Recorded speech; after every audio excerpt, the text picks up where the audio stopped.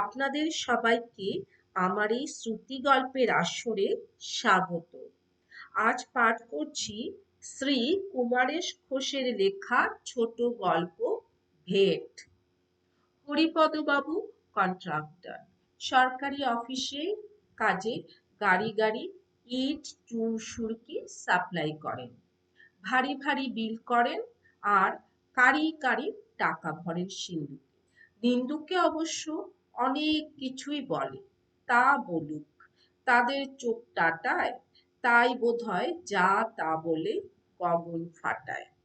কিন্তু আমাদের পাড়ার কাছেই তো থাকেন ভদ্রলোক, ওই বেশ তো আমোদে, বেশভূষায় চাল নেই, কথায় বেচালপনা নেই। ছোটদের ভাই বলেন, বড়দের বলেন দাদা। তাছাড়া ক্লাবে চাঁদা দেন, ভিখারিকেও ভিক্ষে দেন, বিপদে পড়লে পরামর্শ দেন। একটা ভদ্রলোকের কাছ থেকে আজকালকার দিনে এর চাইতে আর বেশি কি আশা করা যায়? আমি কোনো দোষ দেখিনি হরিপদবাবুর। কাজের জন্য বাইরে থাকি আমি। শেষ দেখা হয়েছিল হরিপদবাবুর সঙ্গে প্রায় ৮-১০ বছর আগে। দেখা হয়েছিল নিউ মার্কেটে, শীতকালে। হরিপদবাবু পেছনে ঝাঁকা মুটে নিয়ে বাজার করছিলেন। ঝাঁকায় নানা জিনিস, বড় বড় বাঁধাকপি, ফুলকপি, কড়াইশুঁটি, টমেটো, কমলালেবু, গোটা চারেক মুরগি, একটা বিরাট রুই মৎস্য। ব্যাপার কি, যাব নাকি? হেসে বলেছিলাম। হরিপদবাবু তেমনি হেসে উত্তর দিয়েছিলেন, আরে ভাই, তোমার পায়ের ধুলো পড়বে আমার বাড়িতে, সে সৌভাগ্য কি আর করেছি? তবে এসব কি উপলক্ষে? আবার হাসলেন হরিপদবাবু। আর বলো না ভাই, ঘুষ। ঘুষ? ওই যাকে বলে ডালা, ভেট। এক বোতল দামি মদও কিনতে হবে, পাঠাতে হবে বড় সাহেবের বাড়ি। একেই বলে বড়দিন। তারপর বহুদিন দেখা হয়নি হরিপদবাবুর সঙ্গে।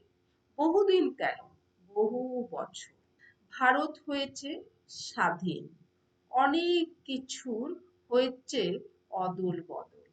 কালে রথ চলছে ঘর ঘর করে, সবাই তার পেছনে ছুটছে ধর ধর বলে।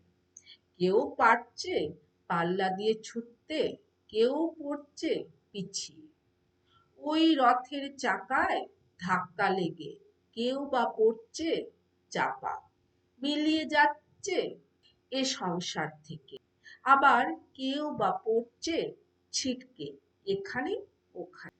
আমি ছিটকে পড়েছিলাম মফস্বলের এক শহরে। সেদিন কলকাতায় এসে দেখা হয়ে গেল হরিপদবাবুর সঙ্গে। আশ্চর্য, সেই নিউ মার্কেটে, গরমকালে। এবারও দেখি হরিপদবাবু বাজার করতে ব্যস্ত, তবে পেছনে ঝাঁকা মুটে নয়, কাঁধে এক ঝুলি নিয়ে। বললাম, অনেক দিন পর দেখা। সেই শেষ দেখা হয়েছিল এই নিউ মার্কেটে, আবার আজ এখানেই দেখা হলো। হরিপদবাবু হাসলেন। আর বলো কেন ভাই, নিউ মার্কেটেই আমার বাড়ি হয়ে দাঁড়িয়েছে। তা সব খবর ভালো তো? কবে এলে? বললাম, এসেছি ২-৪ দিন হলো। আপনার সব খবর ভালো তো? আর ভালো। এই দেখো না, কাঁধে ঝোলা বয়ে বেড়াচ্ছি। হেসে বললাম, তা ঝোলাটা তো বেশ ফুলে উঠেছে।